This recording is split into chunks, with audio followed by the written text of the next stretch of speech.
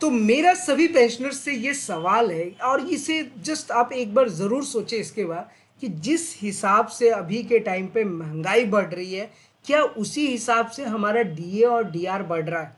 इसे एक बार सोचिएगा और इसका आंसर है नहीं, ऐसा नहीं होता है। अब महंगाई तो ऐसी चीज़ है कि आज आप जाइए और कल आप वही दाल चावल आलू प्याज जो भी महंगाई की चीज़ें कुछ ऐसी है जो जीवन यापन के लिए जो चीज़ें चाहिए वो दर बर दर बहुत ज़्यादा महंगी होती जा रही है। तो डीए डीआर दिया क्यों जाता है? महंगाई इसे बोलते क्या? डीए डीआर मतलब डीएनएस अलाउंस है, ये महंगाई भत्ता और महंगाई राहत है।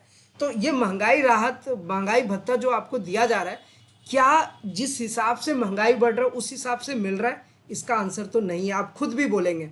क्या आपका क्या कहना है? नीचे कमेंट करके सबसे पहले तो ये बताइए। दूसरी बात हमें ये समझना चाहिए कि आज के टाइम पर डीए डीआर जो है जुलाई 2024 से 53% कन्फर्म्ड है।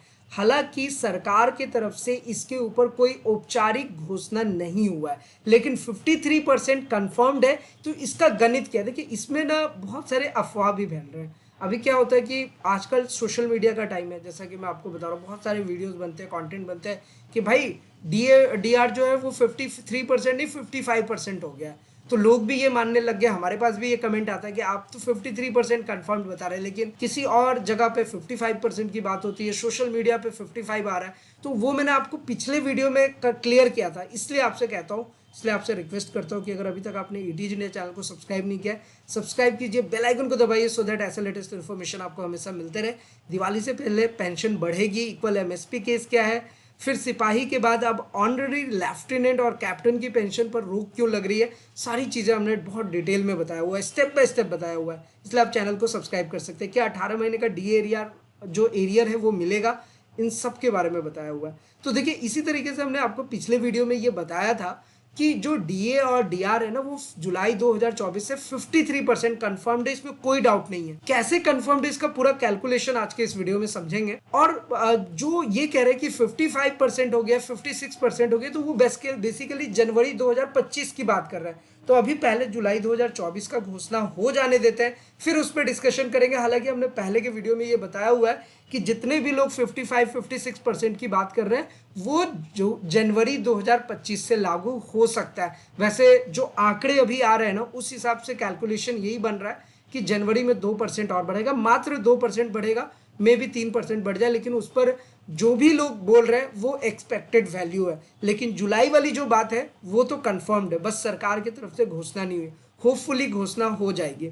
लेकिन हमारा जो मैटर था, हमारा जो मुद्दा था वो ये था कि जिस हिसाब से महंगाई बढ़ रही, क्या उस हिसाब से डीए डीआर हमारा बढ़ रहा है? तो बिल्कुल नहीं बढ़ रहा है। हम इसका ना पूरा गणित समझेंगे, पूरा कैलकुलेशन समझेंगे, इसलिए वीडियो को पूरा देखिएगा। और स्पर्स पेंशन पोर्टल को ऑपरेट कैसे करना है, कैसे चलाना है, अपना लाइफ सर्टिफिकेट कैसे सबमिट करना है, ड्यू डेट कैसे देखेंगे, सबके बारे में हमने डिटेल में बताया हुआ है। तो चलिए अब आते हैं हम अपने टॉपिक पे, डीए और डीआर वाले पे। तो सबसे पहले स्टेप बाय स्टेप, हर बार की तरह इस बार भी मैं आपको बताऊंगा, सारी चीज़ें हम स्टेप बाय स्टेप समझेंगे और बहुत जल्दी वीडियो पूरा कंप्लीट हो जाएगा। और मैं आपको स्टेप बाय स्टेप बता रहा हूँ, इसलिए धैर्य के साथ प्लीज़ इस वीडियो को पूरा देखिए ताकि हम सारी चीज़ों को समझ सकें। देखिए, सबसे पहली बात तो ये है कि जुलाई से बढ़ने वाला जो डीए और डीआर है वो है 53%। अप्रूव्ड हो चुका है, सब कुछ हो रखा है, कन्फर्म्ड भी है, लेकिन कैबिनेट मीटिंग में इसका कोई घोषणा नहीं हुआ है भारत सरकार की तरफ से, तो इसका एक वेट आपको करना पड़ेगा।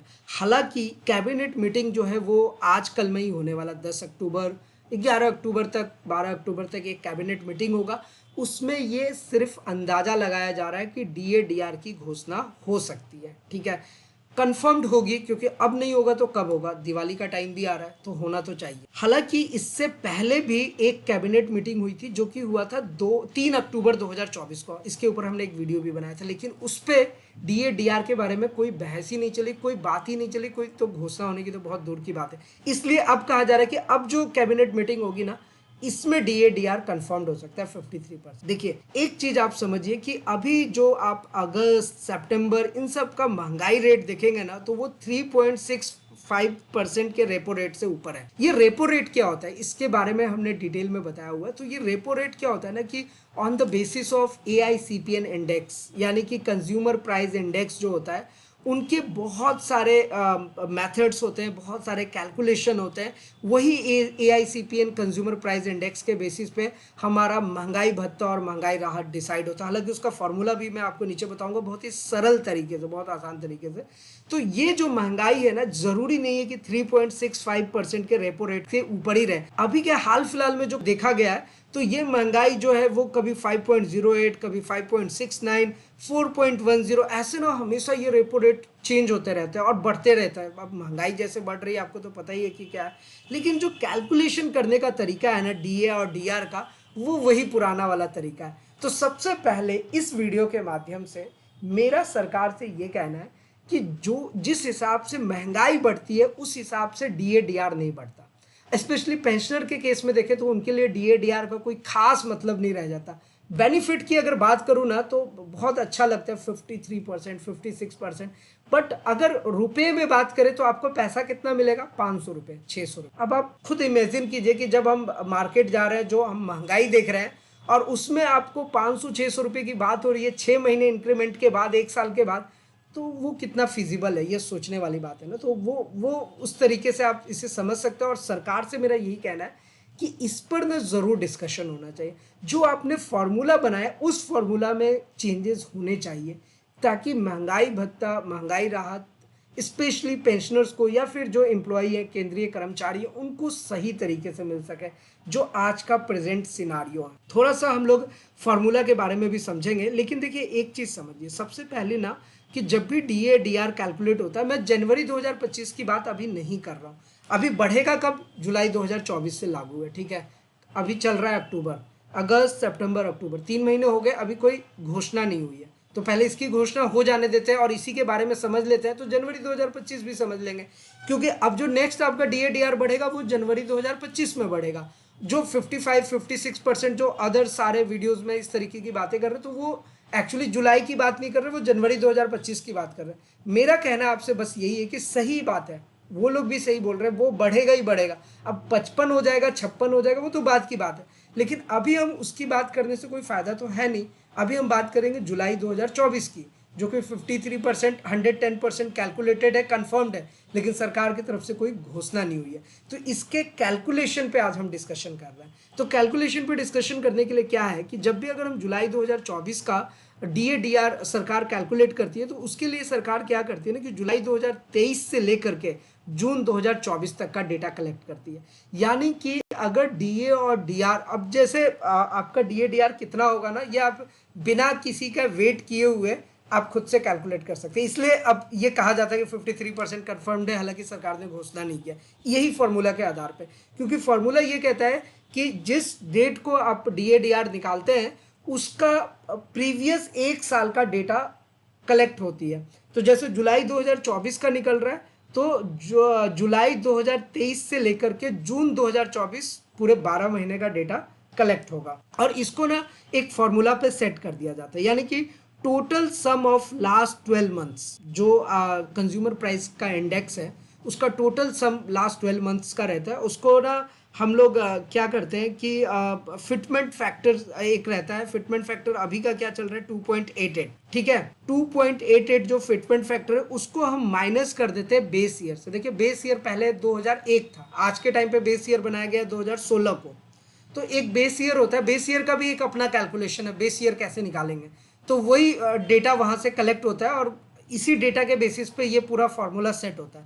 तो टोटल सम ऑफ 12 मंथ्स का जो CPC आप जब निकालेंगे, तो वो आता है 1670.4, मतलब 1670.4।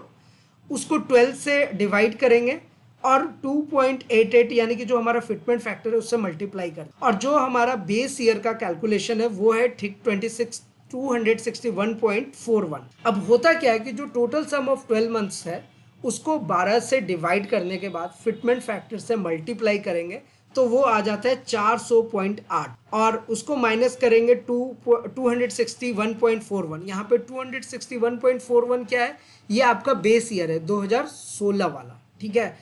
अब इसको जब मल्टीप्लाई करेंगे तो ये हमारा आ जाएगा 139.39। अब करना क्या है कि 139.39 ये ना वैल्यू निकल कर आ गया डीए परसेंट, डीए डीआर जो आपको मिल रहा है ना, ये कंफर्म्ड, ये एक फार्मूला से नहीं निकलता, यहाँ दो फार्मूले लगाने पड़ते हैं। तो एक फार्मूला में हमने क्या किया, टोटल सम ऑफ 12 मंथ्स का सीपीआई इंडेक्स देखा, 12 से डिवाइड करा और फिटमेंट फैक्टर से मल्टीप्लाई कर दिया, तो हमारे पास ना एक टोटल सम निकल के आ गया। फिर उसको ना हमने बेस ईयर से माइनस कर लिया उस वैल्यू को, तो वो हमारा 139.39 आ गया। अब क्या है कि 139.39 को बेस ईयर से डिवाइड करना है मल्टीप्लाई बाई 100, ताकि हम उसका परसेंटेज निकाल सकें। तो वो हमारा आ गया 53.32। तो बेस ईयर तो हमारा 261.41 ही है, तो 53.32 जो आ रहा है ना, ये बेसिकली क्या हो गया कि ये आपका डी ए डी आर का वैल्यू हो गया। तो अब जुलाई 2024 से डी ए डी आर जो है वो 53.32 नहीं होगा, क्योंकि पॉइंट के बाद जितने भी नंबर्स आ रहे हैं वो सब नल और वॉइड है, उसका कोई मतलब नहीं है। तो आपको 53% मिलेगा।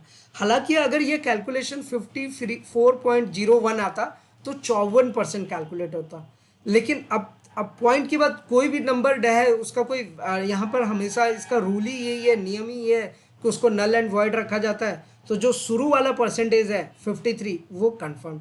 इस आधार पर अभी तक का कैलकुलेशन, यही कैलकुलेशन के आधार पर ये कंफर्म्ड हुआ है कि जुलाई 2024 से जो महंगाई भत्ता और महंगाई राहत की हम बात कर रहे हैं वो 53% दिया जा रहा है।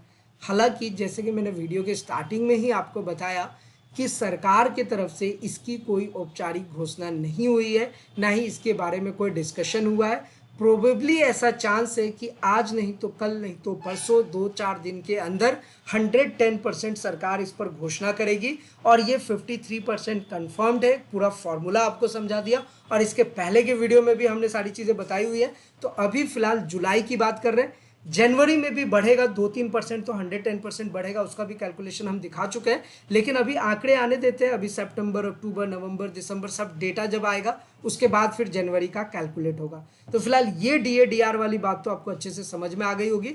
लेकिन यहाँ पर जो मेन मुद्दा था समझाने का वो यही था कि डी ए डी आर जो पेंशनर को दिया जाता है ना, वो एक्चुअल नहीं दिया जाता है जिस हिसाब से महंगाई भत्ता। इस पे आप क्या कहना चाहते हैं, आप इस पे हमारे साथ डिस्कशन जरूर कीजिए, अपना कमेंट इसमें हमारे साथ डालिएगा कि आपकी क्या राय है इस टॉपिक के ऊपर कि महंगाई भत्ता, महंगाई तो किस तरीके से बढ़ रही है लेकिन जो अलाउंस है वो हमें उस लेवल का नहीं मिलता, स्पेशली पेंशनर को तो बिल्कुल भी नहीं मिलता। और जब हम रुपीज़ में बात करेंगे तो ऑलरेडी मैंने आपको बताया कि 500-600 रुपये का बेनिफिट देखने को मिलता है और उसके अलावा कुछ नहीं। एनीवे, अब हम आते हैं अपने दूसरे टॉपिक पे जो कि सबसे इंपॉर्टेंट है, जीवन प्रमाण पत्र को लेकर, यानी कि आपका लाइफ सर्टिफिकेट को लेकर के। तो लाइफ सर्टिफिकेट का जो ड्यू डेट है वो अक्टूबर और नवंबर रहता है ज़्यादातर केसेस में। तो अपना ड्यू डेट कैसे चेक करेंगे, स्पर्श पेंशन पोर्टल को खाली आपको ओपन कर लेना। सिर्फ जैसे ही ओपन करेंगे ना, ये अलर्ट मैसेज आता है, क्लिक हेयर पे क्लिक कीजिएगा, अपना आइडेंटिफायर में बैंक अकाउंट नंबर और यहाँ पर अपना पर्सनल नंबर जिसे हम आईसी रेजिमेंटल जीपीएफ नंबर कहते हैं, ये सब डालना है, कैप्चा कोड डालना है, सर्च करेंगे आपका पूरा डेटा आ जाता है। तो वहाँ से ना आपको चेक करना है कि क्या आपका ड्यू डेट है, मतलब जीवन प्रमाण पत्र भरने का लास्ट डेट कब है। उसके आधार पे आपको अपना लाइफ सर्टिफिकेट सबमिट कर लेना है जितनी जल्दी हो सके। अब आप लाइफ सर्टिफिकेट कैसे सबमिट करेंगे, बहुत सारे मेथड्स हैं, ऑलरेडी इन सब के बारे में हमने डिस्कशन किया हुआ है, बताया हुआ है, इसलिए उन सारे वीडियोस के लिंक्स आपको नीचे डिस्क्रिप्शन में मिलेगा, आप ज़रूर चेकआउट कीजिए और अपना जीवन प्रमाण पत्र, अपना लाइफ सर्टिफिकेट आप खुद से भरिए। सारी चीज़ें बता रखी है। स्पर्श पेंशन पोर्टल को भी ऑपरेट कीजिए, अपना कॉरिजेंट एमपीपीओ डाउनलोड कीजिए, अपना आप अपना लॉगिन करके एंटाइटलमेंट फॉर्म 16 ये सब ज़रूर देखिएगा। इन सब के बारे में हमने ऑलरेडी डिटेल में बताया हुआ है। और इन सब के अलावा अगर आपके मन में कोई सवाल है, किसी भी टाइप का क्वेश्चन है, क्वेरीज है, नीचे कमेंट करके ज़रूर पूछिएगा। तो आज की इस वीडियो में इतना ही, फिर मिलते हैं किसी नेक्स्ट इंटरेस्टिंग वीडियो में। तब तक के लिए इस्लाम दुआ रकम प्रणाम, सत श्री अकाल, कीप वॉचिंग, कीप स्माइलिंग, अपना और अपने साथ सबका ख्याल रखें। जय हिंद, वंदे मातरम।